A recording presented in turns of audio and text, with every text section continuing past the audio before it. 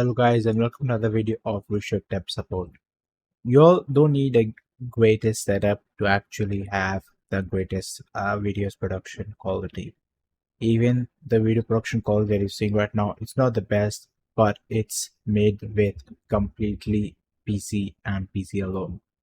The only thing that's important in this PC is the graphics card, which is powering the virtual background and noise cancellation slash echo cancellation software built into this. And for this, you just need a RTX card as low as the RTX 3050, which you can get for a scrap value because no one buys RTX 3050 to be honest.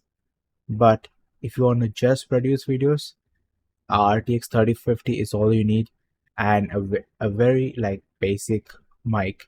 The mic that I use is the JBL C-Sum 10, which is an only Indian variant, and it has decent quality mic. The mics that you're hearing right now is the JBL C-Sum, and the camera that I'm using is a Logitech Brio 300.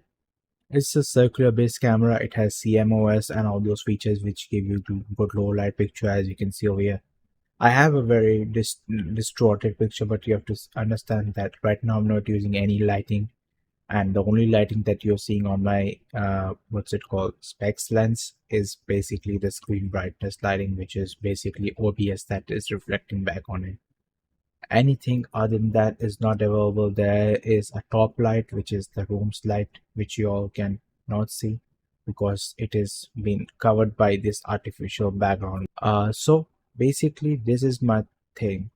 I'm here to teach you how you can just build a setup by just building a good PC. Usually people think that building a good production quality, you need everything good mic, good camera, good PC, but in today's world everything is powered by this AI, or I would say AI based tools.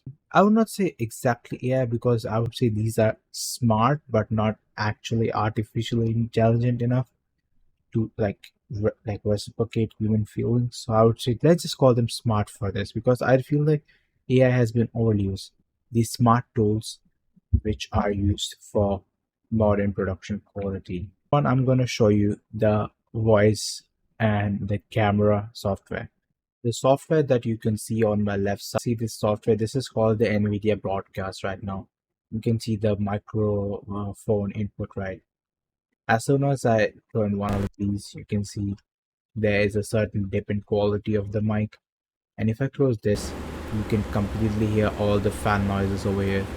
But as soon as I click both of these, everything is completely destroyed and only my mic volume is going in, which is pretty cool. You all can go studio voice, but for that I would recommend you all have a 4060 and above, or if you're in the 30 series you can have a 30, I would say 3070 and above. For if you have the 20 series, maybe go for 2080 or 2080 Ti, because under that I think everything will be underperforming. So make sure to have a 2080 or 2080 Ti if you want to use the studio voice. If you want to see how the studio voice sounds like, I'm going to switch to the studio voice. And this is the studio voice. As you can see, my CPU has been 100% utilized and the voice is quite robotic and it's kind of lagging the OBS because it takes 100% of the GPU, and this is the 3060. So I'll quickly switch back. And as you can see, my voice has changed back to the normal frequency and it's now working out. There's a headphone settings as well, but I usually don't use it because I don't plug in my headphones indirectly into the mic, so I don't hear distorted mic sounds as well. So I don't use the noise cancellation on the speaker settings. And I don't think there are other features for increasing bass and stuff like that, which would be really good if there was a speaker setting where they could increase bass and stuff like that. That equalizer setting could be pretty cool. Next is the camera setting. You can see over here the camera that I'm using. There is multiple things, which is the virtual background, and there is blur. So this is the blur, this is virtual background, and this is the remove setting. It completely removes the background so that for videos where you want to interact with the video or anything that's in the background. I usually prefer the, I would say, virtual background because most of my content that I create are created for face videos and I just blur the background. Then there is auto frame, which just focuses to your face, and in situation where my camera is already quite zoomed in, I don't think it works. But my older camera, which was the Lenovo, I think 1000, which had wide angle, I think in that auto frame was a very helpful feature which could track you basically wherever you want to go.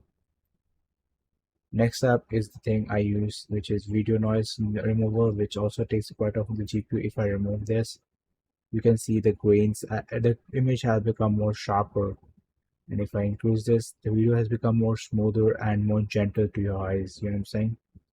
So it helps with low light situations, and it softens the image to make it more natural. Whereas if you can see over here, it's very everything is the sharpness has increased all of a sudden. Then there's the eye contact, where if you are we're not able to face the camera, not able to face the video directly, you can see they're creating virtual eyes that are directly facing to the camera. Although you can detect that it's quite fake and it quite looks very different from my real eyes.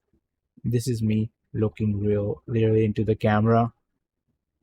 This is the fake version of it. You can identify which one is better, which one is bad.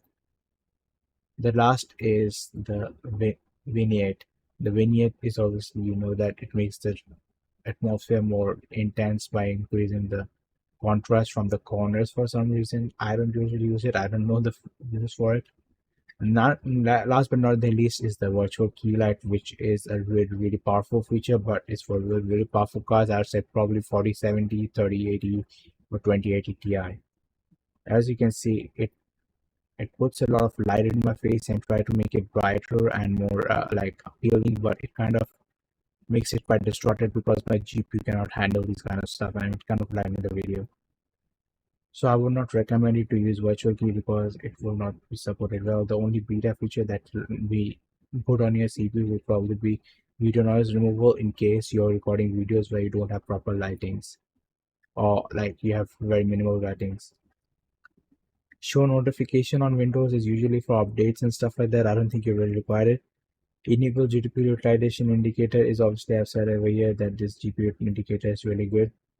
So if you are really interested in not telling like the company what kind of GPU you're using and what your GPU is powering and how your GPU is performing in certain conditions, you can remove the configuration performance uses data, where it collects data and helps to improve the software. If you don't want to participate in it, it's completely fine. Last is the startup, like launch on startup, which is it directly starts up the application, so you don't have to go and click the Nvidia broadcast and turn it on every time you turn your PC. You can just go into a PC and it's automatically turned on, and you can start using your daily life to life. You can video call somebody, you can start making videos without of the worry that if the software is working or not, because a lot of them people have been using software and sometimes they forgot to turn on the software or turn on certain settings, and when they record it, when they're finally done with the shit, they realize that their